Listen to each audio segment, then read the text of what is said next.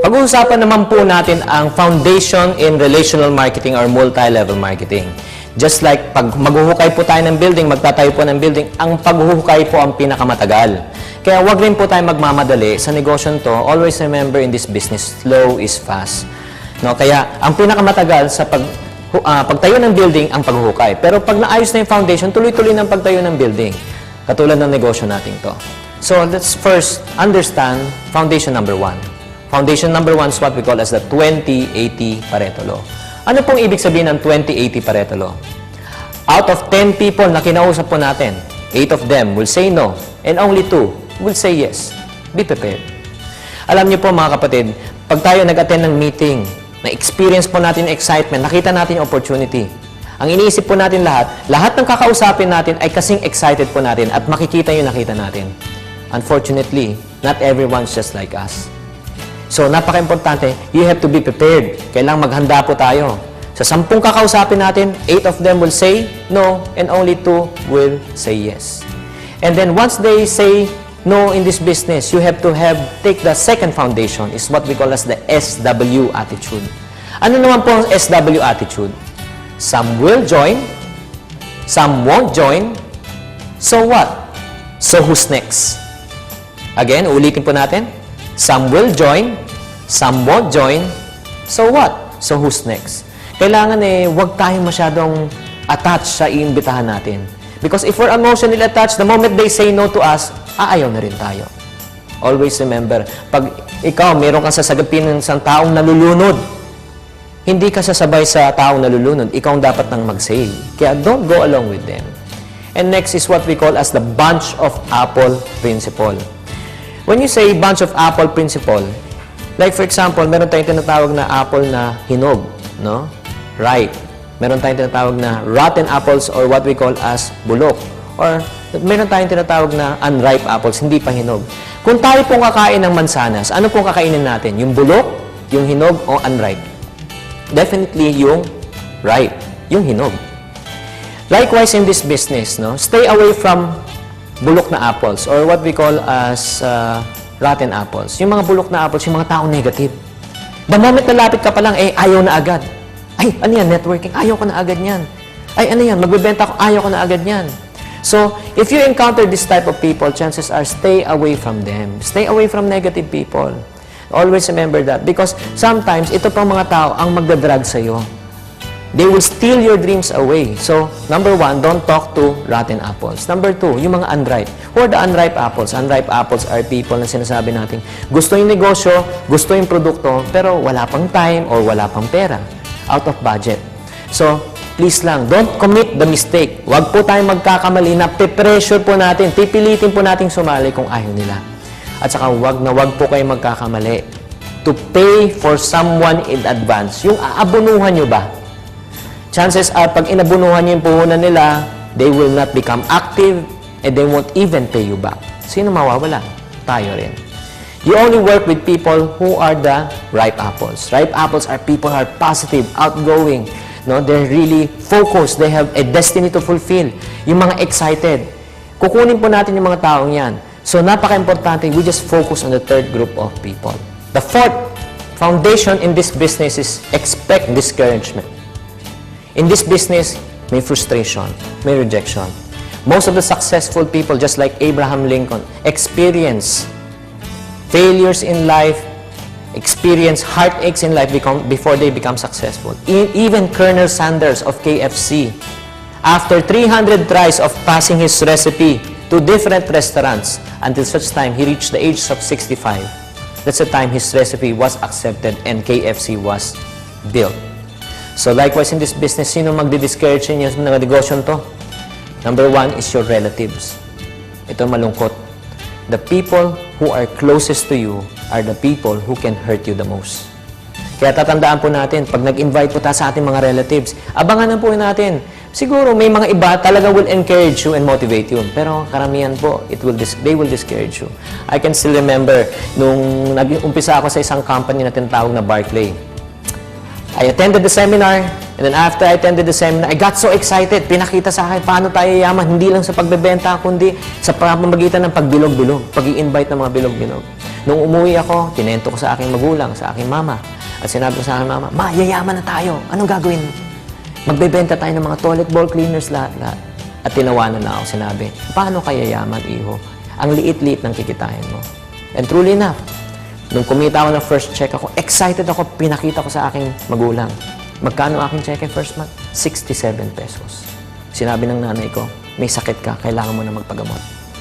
So, hindi sila naniwala. But I still continued. 67 pesos become 100 plus pesos second month, become 300 pesos on the third month. I never allowed negative people to influence me. Until such time, I came into another company. I sold yung mga fish liver oil, yung squalene. And then, there was a month, in 1 month check, I received over 150,000. Nung nakita ng mother ko ang aking cheque, tinawag ako, Jinky, alika. Ang tanong sa akin, anak, paano sumali dito? Nag-iba na ang perspective. You know why? Because I never allow negative people to influence me. Stay away from negative people in the first 6 months in the business. Probably second group of people who will want to say no to you or magda-down sa'yo, yung mga office mates mo, yung mga partners mo, schoolmates mo. And the third group of people are people who will say no to you or magdi-discourage sa'yo are competitors. Stay away from competitors. Lalo na if you're in this business, you want to sponsor, explain this to another group of person who's also in the same type of business na relational marketing or multi-level. Chances are sabihin sa'yo, sisiraan ng kumpanya mo, sasabihin pangat ang produkto mo, tapos sasabihin pa, magsasara ng kumpanya nyo. They will try to discourage you in order to destroy your belief system in what you're doing. Pagkatapos na mawala na yung belief system sa ginagawa mo, sasabihin sa inyo, sumali ka na sa amin, mas magandang kumpanya namin. Bakit kaya nila ginagawa to? Para lumipat ka sa kanila, para sino makinabang? Sila. Kaya we have to learn how to read between the lines. And again, iwasan po natin ang mga taong negative. No? Stay away from them. Just focus in our business 6 months to 1 year. Never look back. No? Kaya napaka-importante yung focus eh. If you focus in what you're doing 6 months to 8 months, that's the time you can make a decision if you want to make this business as a career. Kung naintindihan po lahat natin ang mga foundations na tinuro po natin, i-apply po natin sa ating negosyo, I can assure you that you will become as successful as the most people here in MIB. Maraming salamat po. Ito po si Jinky Tan.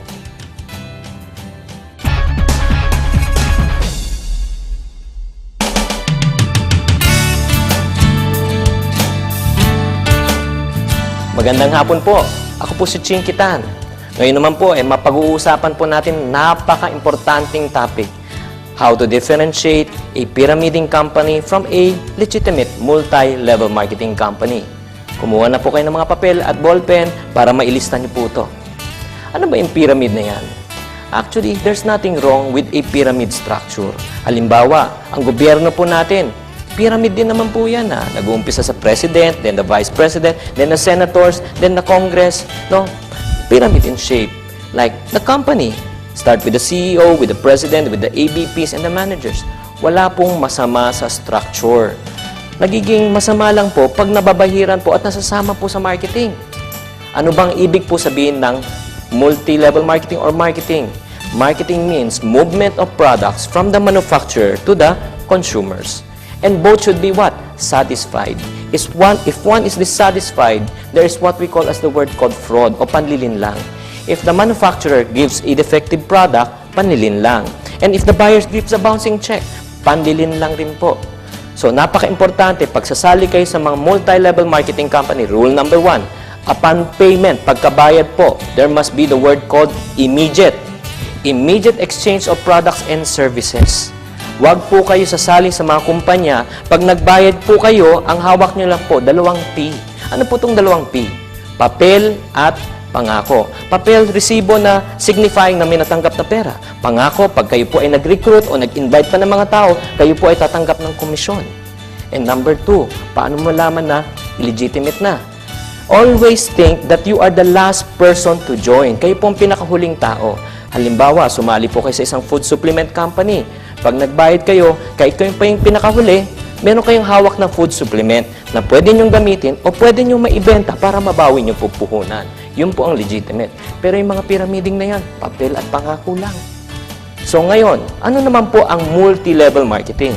Ang ibig sabihin naman po ng multi-level marketing, multi means many level means generation, marketing means movement of product from manufacturer to the consumers. Always remember, legitimate companies, upon payment, immediate, may exchange ng product. Always think, kahit na kayong pinakahuli, hindi kayo nalugi. At sana naman po, kayo po ay naliwanagan na regarding the issue ni pyramiding yan at saka multi-level marketing. Para sa dagdag kalalaman, kung gusto nyo pang matuto at mag-save at kumita, pwede kayong mag-text sa number na naka-flash sa screen or pwede kayong mag-attend ng aming mga business opportunity meeting. Pumunta lang kayo sa address na nakita nyo sa screen, Monday up to Friday. Maraming salamat po. Sa susunod po, ito po si Chinky Tan.